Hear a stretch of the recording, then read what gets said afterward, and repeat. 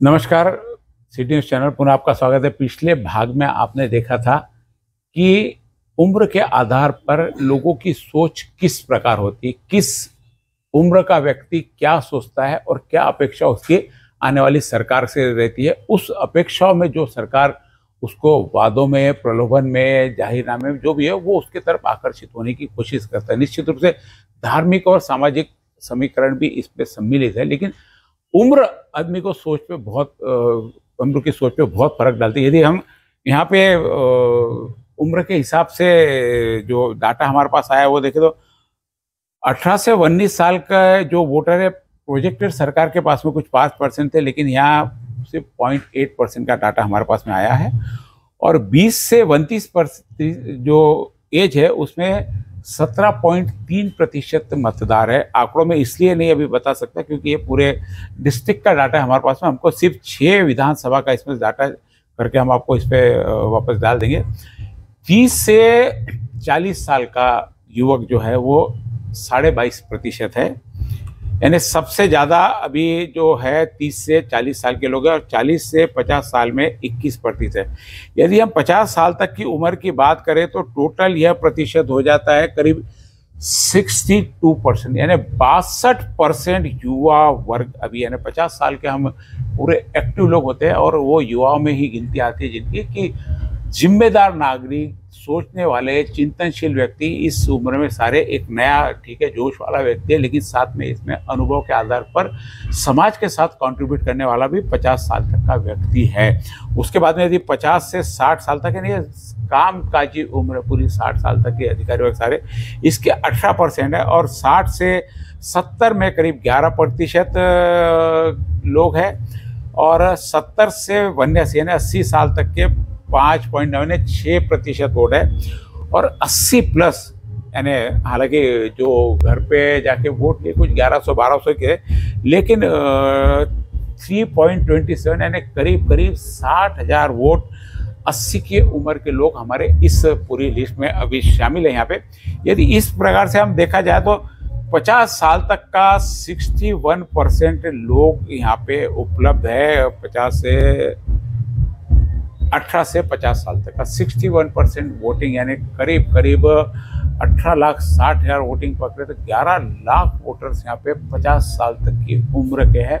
और बहुत बड़ा असर यही युवा वर्ग डालता है क्योंकि इसमें सबके पास में अपना अनुभव है, पुराने सरकार के कामकाज के तरीके हैं। ये हालांकि ठीक है, 18 से जो 30 साल का व्यक्ति, अभी उससे पुराने सरकारों के कामकाज नहीं मालूम, क्योंकि 18 से 30 साल का 2005 के बाद, और उसके यदि 10 साल पहले 1994 से लेके तो अभी 24 तक 30 साल की उम्र होती है।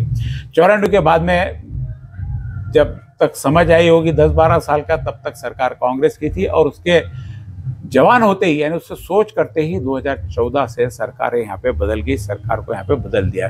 सरकार बदलने के कई कारण है। सरकार बदलने के कारण एक तो 70 साल का लगातार एक ही सरकार का प्रवास, और उसके बाद में ऐसा लग रहा था कि भ्रष्टाचार बढ़ गया। और ये भ्रष्टाचार क्यों बाहर आया? एक कानून ऐसे सरकार ने खुद ने, कांग्रेस ने लाई थी, RTI।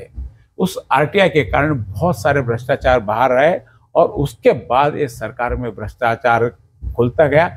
नई सरकार आई, परिवर्तन हुआ, तो निश्चित रूप से नई सरकार आती है तो पुरानी सरकार के कामकाज का लेखा जोखा देखती है और उसमें कई चीज़ों की कमियां मालूम पड़ती है। तो ऐसे में भ्रष्टाचार का कई खुलासा हुआ, और यह बता दिया गया कि जो पुरानी सरकार थी सब भ्रष्टाचारी थी।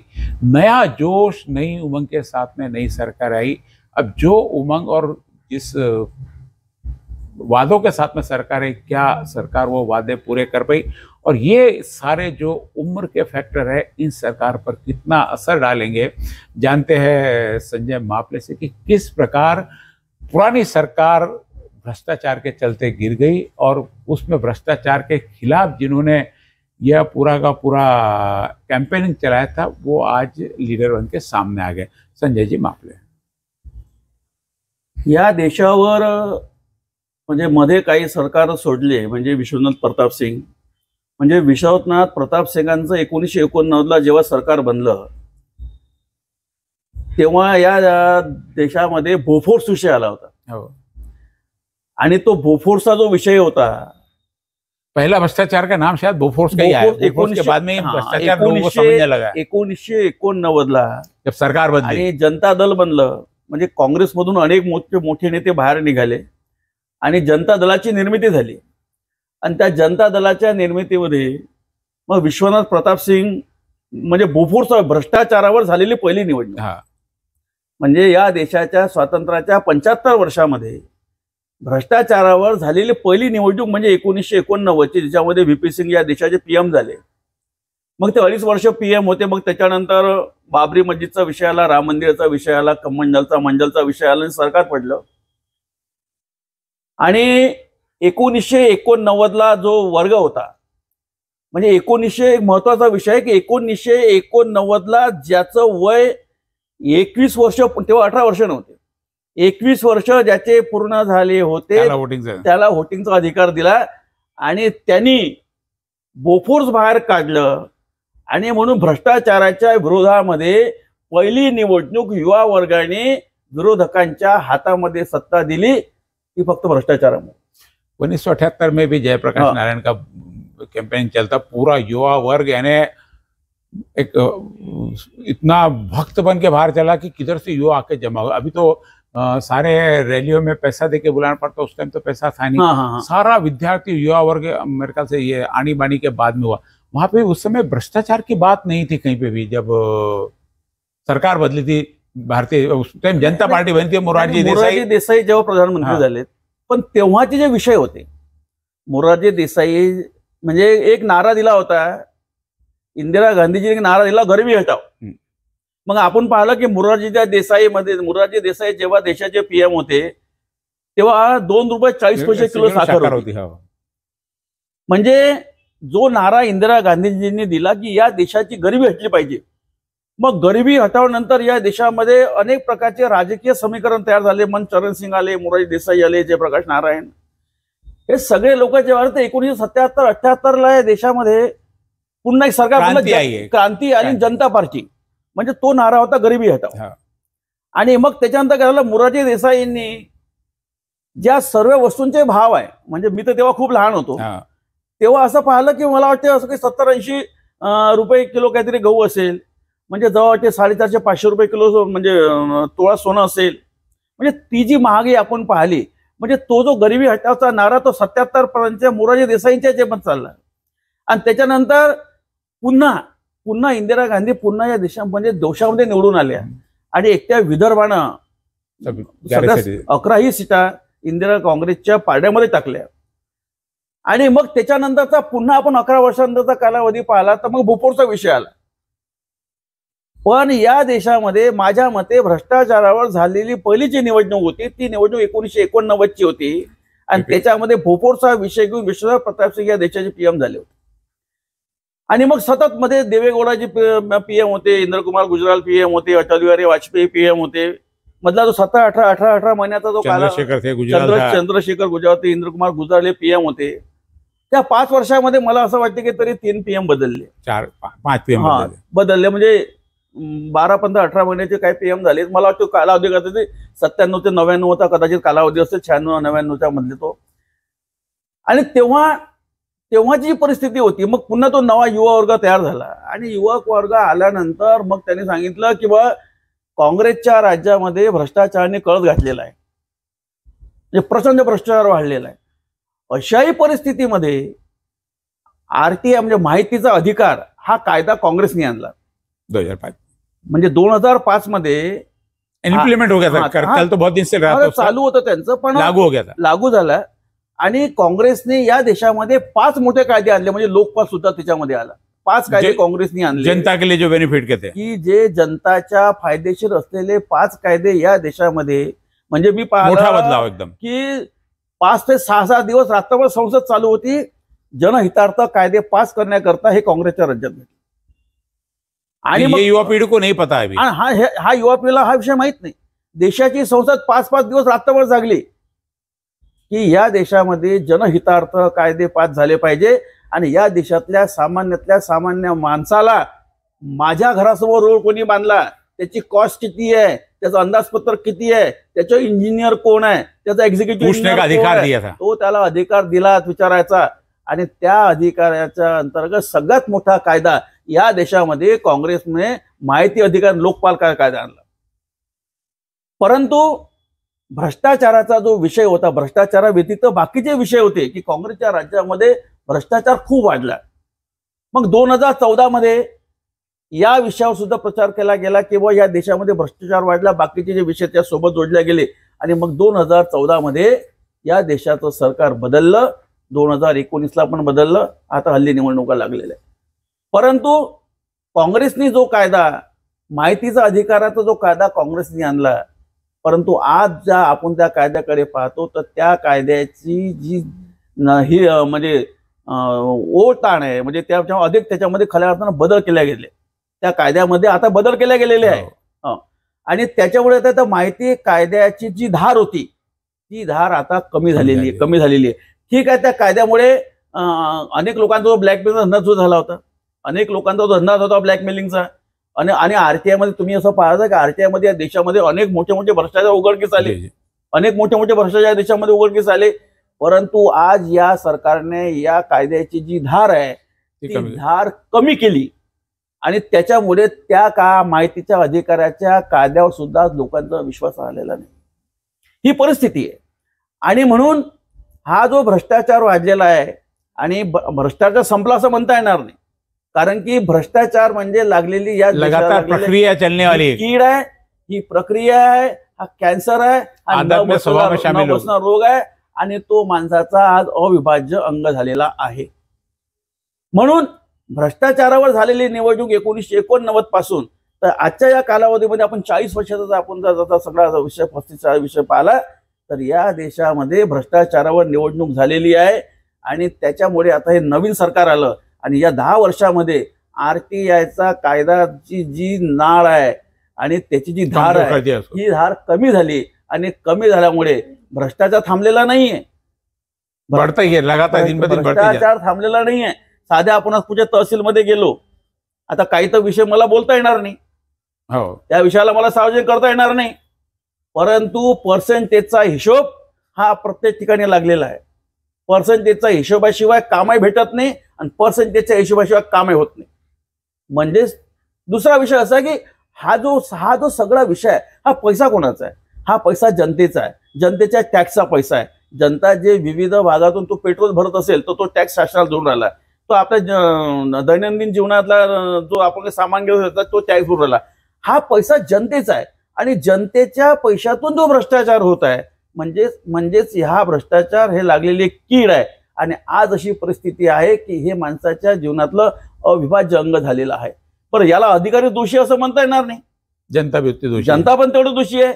एका आमच्या ट्रॅफिक पोलीसवाल्यांनी गाडी अडवली, आमचाच एखादा व्यक्ती म्हणतो तो कायदेशीर कारवाई करतो, एखादा ट्रॅफिक कायदेशीर कारवाई करतो, ते स्लिप काढतो, आपली पावती भरतो, त्याचा दंड ठोकवतो. आज ठीक आज ठोकायची पद्धत चालू झाली, पण त्या ते जनता त्याला म्हणते की साहेब निपटून घ्या ना. कोण जबाबदार याला? जेवढं याला सरकार जबाबदार आहे, सरकारपेक्षा या ठिकाणी जनता सुद्धा भ्रष्टाचार वाढवण्यामध्ये तेवढीच जबाबदार आहे इझिली. आता पण याच्यामध्ये सगळेच लोक सहभागी नाहीये. खूप लोक असे आहे की आज नियमानं जगताय, नियमाला धरून खूप लोक जीवन जगतायत. असे लोक आहे की ठीक आहे एखादी गाडी पकडली त्याला म्हणते बा ठीक आहे तुला माझे काय चालन फाडायचे, तुम्ही चालन फाडून घ्या, मी त्यांनी गाडी सोडून घेईल. हे मी तुम्हाला साधं दिलेलं उदाहरण आहे. हे साधं मी तुम्हाला असं उदाहरण दिलं. ही माणसाच्या जीवनामध्ये दैनंदिन चालणारी अतिशय चालणारी प्रक्रिया आहे, म्हणून मी तुम्हाला उदाहरण म्हणजे चालतं उदाहरण दिलेलं आहे. आणि म्हणून आरटीआय सारख्या कायद्याचं जेव्हा धार कमी होईल तेव्हा या भ्रष्टाचार वाढेल आणि भ्रष्टाचाराची स्पीड ही त्याच्यापेक्षा 10 पट जास्त राहील. जो काम पिछली सरकार ने किया उसमें महत्वपूर्ण 5 नियम जो जनता को सीधा अधिकार देते हैं कि आप किससे भी पूछ सकते कि आपने ये मेरा पैसा, क्योंकि पैसा सारा जनता का है, उसका किस प्रकार उपयोग किया. उसमें कई दुरुपयोग बाहर आए और वह जो कानून था आरटीआई कानून वो कहीं तो भी वो कमजोर होता जा रहा है. लोगों की पकड़ उस पर से कम होते जा रही, लोगों का ध्यान भी उठते जा रहा है क्योंकि अभी लोगों की सोच अलग हो गई है. आज जो उस समय के इस काल के जो लोग थे, यदि हम 50 से 70 साल की बात करते हैं, 50 से ऊपर जितने भी है, क्योंकि 50 साल है ना, आज से 25 साल पहले 50 साल पहले से 75 78 जिनका जन्म हुआ होगा और त्यांना हे विषय माहित नाही और 85 में आते आते जो लोग समझदार होंगे ना, 85-87 में जिन्होंने पहली बार वोट किया होगा इंदिरा गांधी के मरने के बाद में, उस समय का जो उसके बाद का जो वर्ग है, उन्होंने बहुत सारी चीजें देखी। लेकिन अभी का जो 2000 के बाद में पैदा हुआ युवा है, वह यह सब चीज नहीं पता उसको कि किस प्रकार इस देश का निर्माण किया गया। और बताएं, अभी तो हालांकि ठीक है, सब लोगों के सामने अभी प्रोजेक्ट दिख रहा है कि ऐसा हुआ, लेकिन उसके पहले भी इतिहास जानना जरूरी। इसलिए हमने आज यह एज के अनुसार जो वोटों का बाइफरकेशन किया, क्योंकि कहीं तो भी इसमें सबके अनुभव शामिल है, पुरानी सरकार के अनुभव शामिल है। आज यदि अब 60 से 80 साल के ये लोगों को पूछो तो उनकी अभी बहुत ज्यादा कहीं चलती, उनकी कोई सुनता ऐसा नहीं। हालांकि अनुभव के आधार पर उनका वर्ग भी मैंने बताया कि 60 से साल जितना है, तो उनका मात्र प्रतिशत रह गया, इसमें 20% टोटल उसमें वोट है। उसमें से भी सबसे कम वोट, क्योंकि कई के उम्र के फैक्टर से कई रहते नहीं, कोई बच्चों के पास रहते थे, कई लोग वृद्धाश्रम में रहते, तो इनका बहुत ज्यादा, सबसे ज्यादा जो फर्क डालने वाला क्लास है इस पे, जो वोटर्स पे, वो 50 साल तक का, 50 साल तक का मैंने आपको बताया कि 50 साल तक के जो प्रतिशत है टोटल, यानी 62% वोट है। और ये बहुत बड़ा वर्ग वोट पे डालता है, और ये निश्चित रूप से बदलाव की तरफ इनका रुझान हमेशा ज्यादा रहता है, क्योंकि प्रस्तावित से हर आदमी परेशान रहता है। यदि उसको दिए गए वादे, उसको दिए गए सपने यदि वो पूरे करती है सरकार, तो उसके साथ में तो एक सरकार के लिए 10 साल बहुत हो जाते हैं अपने सारे लोगों को समझाने को कि हम उनके लिए सही है। अब यहाँ पे मायने बदल गए वोट मांगने के। पहले विकास के नाम पे वोट मांगे जाते थे, अभी धर्म के नाम पे और श्री राम के नाम पे वोट मांगे जाते हैं। मांगने चाहिए, जिन्होंने काम किया उसको मांगना चाहिए। नागपुर की हमने आज वोटिंग रिपोर्ट मांगी, वोटिंग रिपोर्ट अभी तक सुबह सुबह से बहुत कम मतदान लोगों का सरकार के प्रति किस प्रकार का रुझान है कि जो सरकार को टिकाना है हमको, उसके प्रति जाके वोट देना, तो कम प्रतिशत भी सरकार के कहीं तो भी उसमें फर्क पड़ रहा है।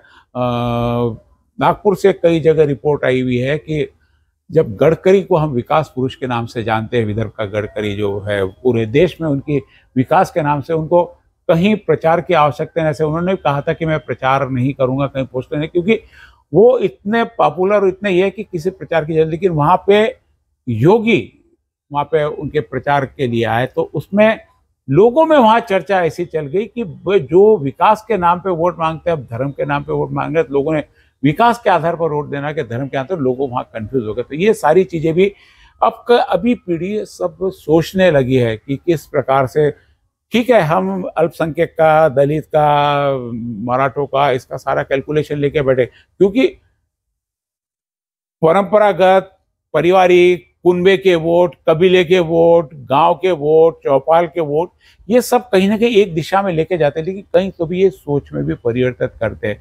तो निश्चित रूप से आने वाले समय में अब युवा पीढ़ी क्या सोचती है, क्या 10 साल के सरकार के कामकाज से खुश है, क्योंकि उन्होंने इनका कामकाज देखा।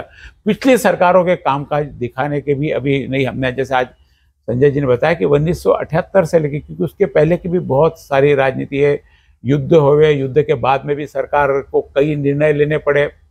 बांग्लादेश, अपनी पाकिस्तान से बांग्लादेश को कांग्रेस सरकार ने उस समय अलग किया, तो यहाँ पे दूसरी बातें बहुत सारी चलती। तो ये सारी, कई बार उस समय चीन ने भी आक्रमण किया, उसमें भी हम उभर कर बाहर उतरे। युद्ध नहीं हुए ऐसा नहीं है, आतंकवाद का बहुत दिनों तक ये चलता है। ये सारी चीज़ों से निपटते और जब अंग्रेजों ने देश छोड़ा था, तो कई बार कहा जाता कि अंग्रेजों ने आज़ादी दान में की है, क्योंकि जितना यहाँ से उनको लूट के ले जाना था वो लूट के लेके गए। बाद में जीरो से सारी यहाँ पे शुरुआत हुई, और वो शुरुआत लाते लाते यहाँ तक देश पहुंचा। तो पुराने लोगों के कामों को हम नकार नहीं सकते। यह अटल बिहारी वाजपेयी ने भी सदन में कहा था कि नहीं मैं बना, लेकिन पुराने लोगों ने जो किया उनके विकास को हम भुला नहीं सकते। लेकिन आज राजनीति के बदलते तेवर ने पुराने लोगों के सारे बलिदान को झुटला दिया, नया क्या यही दिख रहा। तो युवा पीढ़ी से मतलब 50 साल तक के लोग हैं, उनको बहुत ज्यादा सोचने समझने की और समझाने की जरूरत है। क्या कहते हैं आप? माझं एक स्पष्ट असं मत आहे की जातीय आणि धर्माच्या निवडणुका नाही व्हायला पाहिजे। नहीं, वही नागपूर का जो उदाहरण अभी देखने को मिला, नागपूरला असं आहे की जेव्हा गडकरी साहेबांचं काम, म्हणजे गडकरी साहेब या देशातले आणि महाराष्ट्राचे दबंग नेते आहे, पक्ष काम के नाम से जाना जाता है पक्ष थोडा आपण बाजूला करू, पक्ष थोडा बाजूला ठेवून आपण पक्षीय या विषयी आपण बोलून नाही राहिलोय. परंतु महाराष्ट्रातला चेहरा आणि देशाचा चेहरा म्हणून नितीन गडकरीकडे लोक पाहतात आणि एक विकास पुरुष म्हणून सुद्धा नितीन गडकरींची ओळख आहे. आणि म्हणून नितीन गडकरी साहेबांनी एक मागे पण आलो होतं की मी कुठलेही पोस्टर हे नाही, मी प्रचार सुद्धा करणार नाही, माझ्या विकासात्मक कामाकडे पण मला लोक मतदान देतील आणि मी विजयी होईल, हे गडकरी साहेबांचं स्टेटमेंट होतं. पण ज्या ठिकाणी आज निवडणुका झाल्या, गडकरी साहेबांना सकाळी 7 वाजतापासून तर रात्री 11 वाजेपर्यंत नागपुरातल्या गल्ली आणि गल्ली बोळामध्ये नागपूरमध्ये गडकरी साहेबांना प्रचार करावा लागला.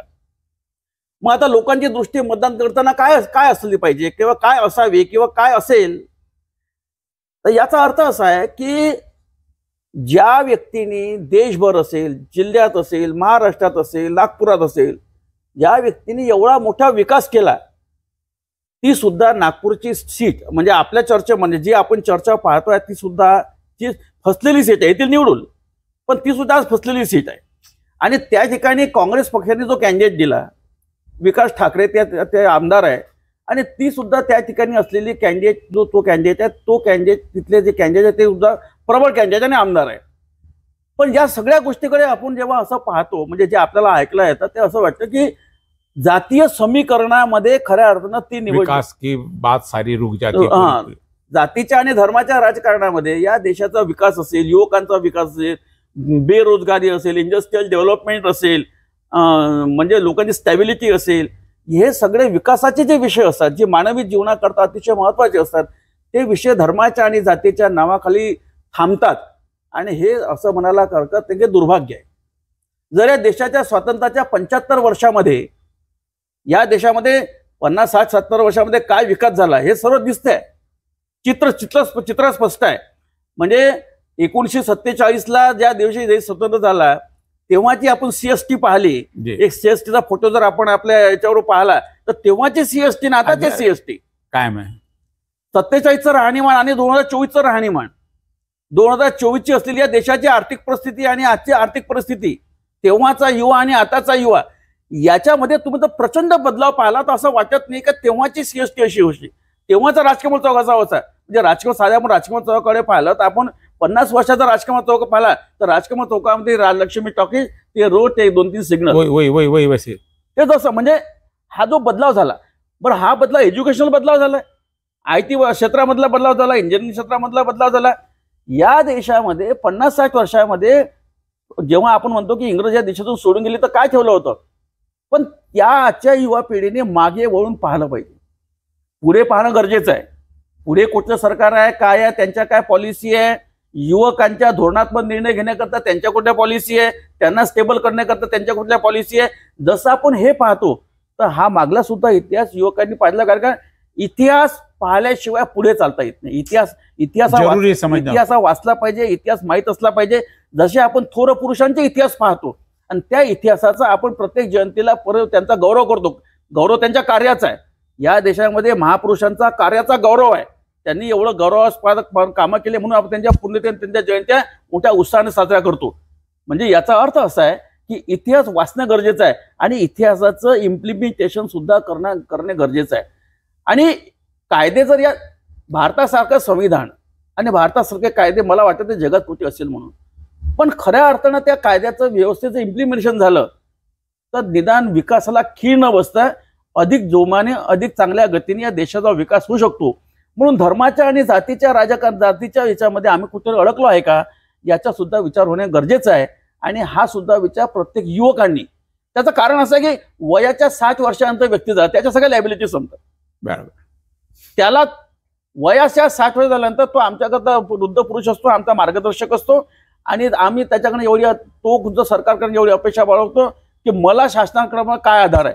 पण ज्याचं वय 18 ते 23 आहे, 23 ते 30 आहे, 30 ते 40 आहे, 40 ते 50 आहे, 50 साल तक के लोग 50. आज तुम्ही सांगितलं की 61% वोटिंग, 62% वोटिंग आहे. ते जे 50च्या आतमध्ये आहे, 50च्या आतमध्ये असलेला व्यक्ती युवाच असतो. त्याचा विचार युवक असतात, त्याचं राहणीमान युवक असतं, त्याचा विचार प्रगल्भ विचार नसतो. दुसरा गोष्ट तो मॅच्युअर्ड असतो. त्याच्यामुळे या सगळ्या गोष्टीचा विचार आणि इतिहास पाहून जरी आपण आणणाऱ्या प्रत्येक गोष्टीकडे जर आपण लक्ष केंद्रित केलं तर या देशामध्ये चांगलं सरकार, पक्ष म्हणून बोलत नाही, पण सरकार, चांगलं सरकार, सरकार कोणतं असेल, सरकार, सगळे सरकार चांगले असतात, कोणाच्या पॉलिसीमध्ये बदल असू शकतो, आणि म्हणून चांगलं सरकार येण्याकरता मागचा इतिहास सुद्धा युवकांनी पाहायला पाहिजे आणि पुढलाच व्हायला पाहिजे. आणि धर्माच्या आणि जातीच्या राजकारणामध्ये या सगळ्या पेचामध्ये थांबता या देशाचा विकास कोण करेल, हा देश पुढे कोण नेईल, या देशाचं नाव जगात कसं होईल, आणि आम्हाला आमच्या ज्या मागण्या, ज्या आमच्या लायबिलिटीज आहेत, ज्या आमच्या रिक्वायरमेंट आहे, ते पूर्ण म्हणजे कशा पद्धतीनं पूर्ण होईल ही सुद्धा अपेक्षा युवकांनी ठेवली पाहिजे, असं माझं प्रामाणिक मत आहे. संजय बाबू ने बहुत स्पष्ट रूप से बताया कि देश में विकास की राजनीति होनी चाहिए, जबकि हम धर्म और समाज के आधार पर सारा हमारा प्रोजेक्ट रखते हैं. आज भी हम मंदिर के नाम पे वोट मांगते हैं, आज भी हम धर्म के नाम पे वोट मांगते हैं, विकास के नाम पे. नागपुर का बहुत बड़ा उदाहरण सामने है योगी जी का और गडकरी जी का, कि जहां विकास की बात है, विकास के नाम पे वोट मिल जाते हैं, वहां पे धर्म के नाम पे वोट मांगे जाते हैं. तो विकास की प्रक्रिया कहीं तो भी पीछे दबती हुई नजर आती है और उनके विकास को लोग धर्म के आधार पर अनदेखा कर देते. तो ऐसा नहीं होना चाहिए. आज की युवा पीढ़ी के लिए बहुत बड़ा सोचने का विषय कि जिस सरकार ने 2005 में आरटीआई सरीका कानून लाकर पूरे देश में बदलाव की नई सोच दी, हमारे साथ खुद ने अपने पैर पे कुल्हाड़ी मारी. यदि आरटीआई एक्ट नहीं आता तो शायद सरकारें चलती रहती, लेकिन वो आरटीआई एक्ट को वर्तमान सरकार के द्वारा जैसे बताया कि उसको कमजोर किया जा रहा है. तो ये बहुत सोचने की और समझने की बात है कि आपको जो अधिकार दिए गए, आप निश्चित रूप से युवा पीढ़ी हो, 50 साल के जितने भी लोग हो, सबके हाथ में मोबाइल और स्मार्टफोन है. पुराने सरकारों के जाके काम देखिए, तुलना कीजिए और फिर निर्णय लीजिए कि सही क्या है. हम ये नहीं करें कि किसको देना नहीं देना, लेकिन काम का तरीका और आपकी आवश्यकता, धर्म समाज अपनी जगह है, विकास अपनी जगह है, डेवलपमेंट अपनी जगह है, इन सब चीज को आप अलग अलग करके देखेंगे और फिर सही कौन दिखता है. होनी चाहिए. निश्चित रूप से हम ये नहीं कहते कि सरकारें विकास नहीं करती, लेकिन आधार उसका सामाजिक और धार्मिक नहीं होना चाहिए. हम वोट की अपील भी विकास के नाम पे करनी चाहिए, और यदि विकास के नाम पे, डेवलपमेंट के नाम पे, एजुकेशन के नाम पे, समाज के विकास के नाम पे, धर्म के विकास के नाम पे होते तो बिल्कुल अलग है. बिल्कुल सही बात है, उस पर होनी चाहिए. लेकिन हम कट्टरपंथी और परंपरागत चीज़ों को लेकर चलेंगे तो ये आने वाले भविष्य के लिए, जो आज का युवा है, जो अभी पहली बार वोट दे रहा है, उसको बहुत दुनिया देखनी है. आगे की दुनिया बहुत है. हमारे समय के लोग पूरे देख चुके हैं. संजय जी और कुछ विशेष टिप्पणी करना चाहते हैं? मी एक म्हणेल की 3 वाजेपर्यंत आम्ही गडचिरोली, रामटेक, बुलढाणा, नागपूर या ठिकाणचं जे पर्सेंटेज घेतलं ते 3 वाजेपर्यंत 35, 38, 40% होतं वोटिंग. अभी भी और आया होगा, प्रतिशत आया क्या और बाद में का? आणि मला असं वाटते की आतापर्यंत जे 6 वाजता जे वोटिंग बंद झालं, मतदान बंद झालं, ते कदाचित 55 ते 60% असू शकते. परंतु एक गोष्ट लक्षात घेतली पाहिजे की मतदानाचा अधिकार आपण नेहमी कुठल्या तरी सरकारला आपण दोषी धरत असतो एखाद्या विषयामध्ये, की या सरकारने ते नाही केलं, या सरकारने केलं, त्या सरकारने रोजगार नाही दिला, या सरकारचे असे आहे. पण माझं मत आहे की 5 वर्षातून एक वेळा लोकसभेची निवडणूक येते, 5 वर्षांनी एक वेळा विधानसभेची निवडणूक येते, ग्रामपंचायत, पंचायत समित्या, जिल्हा परिषद आणि महानगरपालिका या निवडणुका हे आमच्या शहराच्या आणि जिल्ह्याच्या आणि त्या जिल्हा परिषद सर्कलच्या पुरत्या जरी मर्यादित असेल तरी या देशातल्या 2 निवडणुका मोठ्या आहे. प्रत्येकच निवडणूक मोठी आहे, कारण की त्यातून खऱ्या अर्थाने जनप्रतिनिधी नियुक्त केला जातो. पण लोकसभा, विधानसभा आणि निवडणूक कुठली जरी असेल तरी प्रत्येकाने मतदानामध्ये भाग घेतला पाहिजे आणि मतदान वाढलं पाहिजे. म्हणजे आपली जी नेहमीची तक्रार असते की या सरकारने असं नाही केलं, त्या सरकारने असं नाही केलं, पण आपण मतदानात भाग घेतो का? मतदान कुणालाही करा. मी तुम्हाला कधी म्हणणार नाही की तुम्ही यांना मतदान करा, तुम्ही कोणत्या पक्षाला मतदान करा, पण मतदान हे प्रत्येकानं केलं पाहिजे. ज्याला चालता येत नाही त्याला कुठेतरी आमच्या युवकाने त्याला खांद्यावर बसून नेलं पाहिजे, त्याला गाडीत घेऊन नेलं पाहिजे, त्याला मतदान करायला लावलं पाहिजे. आणि आमच्या या सगळ्या जगातल्या सगळ्यात मोठ्या लोकशाहीमध्ये 90 ते 95% मतदान झालं पाहिजे आणि ही सगळी जबाबदारी मतदारांनी प्रामाणिकपणे निभावली पाहिजे, असं या चॅनलच्या माध्यमातून मी सगळ्यांना आवाहन करतो. धन्यवाद. जैसा कि बताया कि ये जो मतदान 26 तारीख को होने वाला है, आपको किसको वोट करना है यह महत्व नहीं रखता, लेकिन जाके आप युवा पीढ़ी 62% इसमें वोटर्स युवा है और 62% तो कम से कम आपके पूरे 100% वोट होने चाहिए. और बाकी जो 39% उसमें से यदि 50% भी आता है, क्योंकि 60 साल से ऊपर कई लोग यहाँ पे नहीं है, कई लोग रिटायर हो गए, कई लोग 50% भी होता है, तो पूरे इसमें आपको 80% का मतदान दिया। शंकर बाबा पापड़कर जो हमारे के पद्मश्री है, उन्होंने अपील की है कि अमरावती शहर का नाम पूरे देश में रिकॉर्ड पे जाना चाहिए कि यहाँ पे 90% वोटिंग हो। उसके लिए आपका एक वोट बहुत जरूरी है। आप सिर्फ अपना वोट जाकर दे और साथ में और भी लोगों को ले जाए, तो निश्चित रूप से देश के प्रति तो यह सम्मान है ही, लेकिन अमरावती का भी नाम किसी कारण तो कहीं आपका आ सकता है। तो हाईएस्ट वोट अमरावती के किस प्रकार से होते, इसके लिए आपको कोशिश करनी है। आप भी जाइए, साथ में यदि आप जा रहे हैं तो गाड़ी पे दूसरे को बैठा के ले जाइए और वोट करवाइए। यही अपील आपको इस माध्यम से करते हैं। और यह प्रोग्राम आपको कैसा लगा? एक नया कॉन्सेप्ट हमने उम्र के हिसाब से लिया और इसको लगातार हम, क्योंकि जातिगत समीकरण, पार्टी के समीकरण तो सारे चलते रहते, लेकिन एक उम्र के हिसाब से भी इसका एनालिसिस होना बहुत जरूरी था। आज का हमने एनालिसिस यहाँ पे थोड़ा सा प्रस्तुत किया है। अब किस प्रकार आगे आप इसमें ज्वाइन होते हैं, ये तो वक्त बताएगा कि आपका सोच, आपका विचार, आपका मत किस सरकार को यहाँ पे बनाता है। नमस्कार। नमस्कार।